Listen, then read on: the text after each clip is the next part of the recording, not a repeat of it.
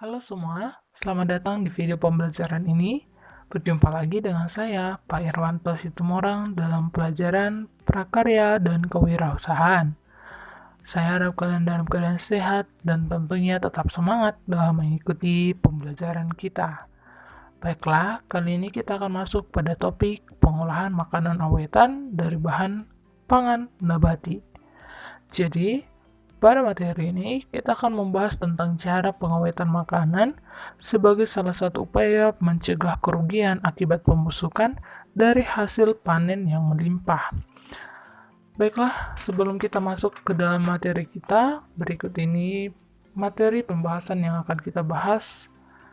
Yang pertama yaitu pengawetan bahan nabati, kemudian yang kedua aneka jenis produk pengawetan bahan nabati, kemudian yang ketiga yaitu memanfaatkan dan kandungan bahan pada produk pengawetan bahan nabati.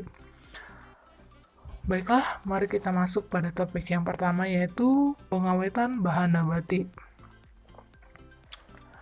Bahan makanan umumnya mudah rusak. Perhatikan saja buah-buahan dan sayuran yang kita panen. Kita dapat melihat terjadinya perubahan-perubahan fisiologis yang diikuti oleh perubahan fisik, kimia, dan mikrobiologi. Perubahan tersebut menunjukkan adanya kerusakan pada bahan pangan. Oleh sebab itu, kita memerlukan pengawetan bahan nabati. Nah, pengawetan bahan nabati ini adalah cara yang digunakan untuk membuat bahan pangan memiliki daya simpan yang lama dan mempertahankan sifat-sifat fisik dan kimia bahan pangan. Oke, tujuannya adalah menunda atau mencegah proses kerusakan bahan pangan. Keberhasilan metode pengawetan turut meningkatkan ketersediaan ataupun penjualan bahan makanan dalam jangka waktu yang lebih lama.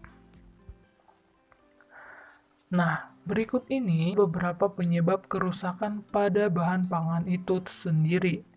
Nah, yang pertama yaitu pematangan alamiah pada buah dan sayuran. Nah, penyebabnya adalah respirasi sel yang terus berlangsung meskipun buah atau sayuran sudah kita petik. Kemudian yang kedua penyebabnya yaitu adanya mikroorganisme seperti bakteri, ragi, dan jamur. Mikroorganisme akan menyerang makanan dan menyebabkan pembusukan. Dan yang ketiga adalah adanya serangan serangga, binatang pengengat, metabolisme oleh enzim, perubahan otolistik pada daging atau ikan, dan berkecambahnya biji-bijian. Nah, itu dia penyebab-penyebab kerusakan pada bahan pangan kita.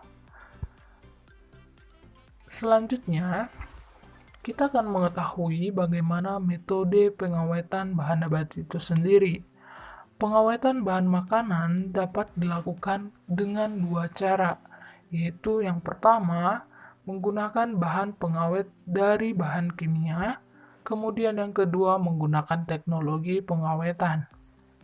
Nah, untuk bahan pengawet dari bahan kimia ini tujuannya adalah agar mampu menghambat, memperlambat segala proses fermentasi, pengasaman, oksidasi, dan proses dekomposisi lainnya. Nah, kalau bahan kimia yang dimaksud ini antara lain yaitu asam sitrat, asam laktat, dan juga garam benzoat.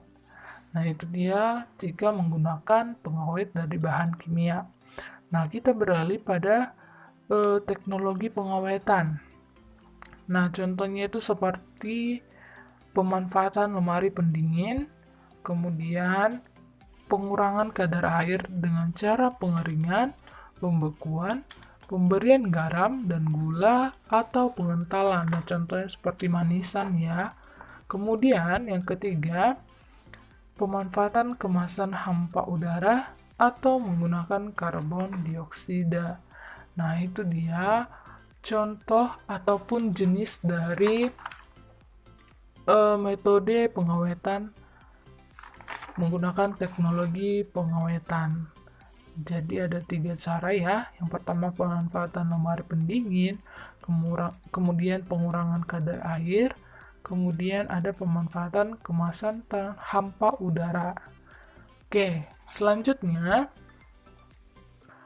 kita masuk pada aneka jenis produk pengawetan dari bahan nabati itu sendiri. Nah, contohnya yang pertama itu adalah produk pengawetan dengan metode pengeringan. Produk dengan menggunakan metode pengeringan ini adalah ikan, kopi, coklat, cengkeh, kelapa, biji-bijian, beras, jagung, dan lain sebagainya. Metode pengeringan dilakukan menggunakan sinar matahari atau dapat juga dengan panas buatan yang kita bisa pakai dengan menggunakan oven. Kita juga dapat mengurangi kadar air dengan pengasapan, penambahan garam, dan juga penambahan gula. Nah, itu dia jenis produk pengawetan dengan metode pengeringan. Yang kedua, yaitu produk pengawetan dengan metode penyimpanan pada suhu yang rendah. Produk dengan menggunakan metode penyimpanan pada suhu rendah ini adalah ikan, daging yang dibekukan. Jadi bahan pangan ini sering kita jumpai di supermarket dengan menggunakan lemari pendingin. Nah, penyimpanan pada suhu rendah dilakukan dengan cara refriggerasi dan pembekuan. Nah, pembekuan ini suhunya yaitu minus 18 derajat. Dengan metode ini, makanan dapat disimpan beberapa bulan sampai beberapa tahun. Oke, kemudian yang ketiga yaitu produk pengawetan dengan proses termal atau pemanasan. Produk dengan menggunakan metode proses termal atau pemanasan diantaranya antara lain yaitu susu, jus buah, cider, minuman, dan makanan kaleng. Nah, proses termal dapat kita bedakan menjadi beberapa metode. Yang pertama yaitu pasteurisasi.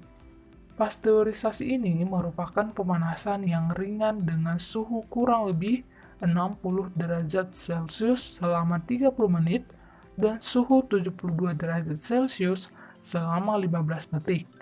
Tujuannya yaitu untuk membunuh organisme merugikan seperti virus, bakteri, protozoa, kapang, dan kamir. Nah, kemudian metode yang kedua yaitu sterilisasi. Sterilisasi merupakan pemanasan pada suhu 121 derajat Celcius selama jangka waktu tertentu. Tujuan dari sterilisasi ini adalah untuk membunuh semua mikroorganisme patogen dan mikroorganisme pembusuk. Kemudian yang ketiga yaitu blanching. Blanching ini merupakan penggunaan panas ringan sebelum makanan dikalengkan, dibekukan, dikeringkan, atau difermentasikan. Tujuan dari blanching ini adalah untuk menonaktifkan enzim dan mengurangi populasi mikroorganisme dengan cara mencelupkan bahan ke dalam air, mendidih, atau dikukus dengan jangka waktu yang tertentu. Nah, itu dia 3 jenis metode thermal atau pemanasan. Jadi ketiganya ini berbeda sesuai dengan suhu dan lama dipanaskannya. Baiklah, kemudian kita lanjut pada produk yang keempat yaitu produk pengawetan dengan menggunakan bahan pengawet. Nah, kalau produk dengan menggunakan bahan pengawet ini pastinya terdapat dalam hampir semua aneka makanan, mulai dari jajanan anak-anak sampai orang dewasa. Nah, kita bisa temukan itu di supermarket terdekat. Untuk yang kelima, yaitu produk pengawetan dengan menggunakan proses irigasi Apa itu irigasi? Irigasi merupakan jenis pengolahan bahan pangan menggunakan gelombang elektromagnetik dengan energi ionisasi yang akan mengakibatkan perubahan kimia yang mempengaruhi proses metabolisme dari jaringan tersebut. Produk yang menggunakan metode ini adalah buah-buahan dan sayur-sayuran. Nah, itu dia 5 produk pengawetan bahan nabati. Sekarang kita masuk pada manfaat dan kandungan bahan pada nabati. Manusia akan berupaya sedemikian rupa agar bahan makanan lebih berkualitas. Setiap proses yang dilakukan tentu menimbulkan efek positif dan negatif. Meskipun demikian, kita harus berusaha memperbesar segi positifnya dan memperkecil bahkan menghilangkan adanya efek negatif. Nah, berikut ini adalah tujuan dari pengolahan makanan. Yang pertama yaitu makanan mudah dikonsumsi, kemudian yang kedua mempertinggi daya cerna makanan, yang ketiga mempertahankan atau menambah rasa, selera, cita rasa, dan rupa makanan. Keempat, menghilangkan mikroorganisme atau zat lain yang berbahaya. Kelima, meningkatkan nilai ekonomis, dan yang terakhir, membuat makanan tahan lama. Kemudian kita masuk pada keuntungan dari pengolahan makanan itu sendiri. Keuntungan yang kita dapat yaitu makanan mudah dikonsumsi. Kemudian makanan pasti lebih sehat. Kemudian makanan sesuai dengan tradisi, selera, estetika, dan rasa. Kemudian yang keempat, makanan tahan lama, mudah disimpan, dibawa, dan didistribusikan. Kemudian yang kelima, yaitu meningkatkan nilai ekonomis. Nah, itu dia keuntungan dari pengolahan makanannya. Kemudian kita masuk pada kerugian apa yang kita dapatkan dalam pengolahan makanan ini. Kerugiannya yang pertama yaitu makanan dapat rusak. Kemudian berkurangnya zat gizi, rasa, aroma, warna, isi, dan selera. Ketiga, makanan dapat tercemar zat berbahaya. Kemudian yang keempat, membutuhkan biaya, tenaga, alat, ruang, dan waktu. Nah, itu dia materi kita hari ini dalam video pembelajaran ini. Semoga kalian dapat memahami apa yang saya sampaikan. Baiklah, terima kasih untuk perhatiannya. Sampai jumpa di video selanjutnya. Jaga kesehatan dan tetap semangat. Sampai jumpa.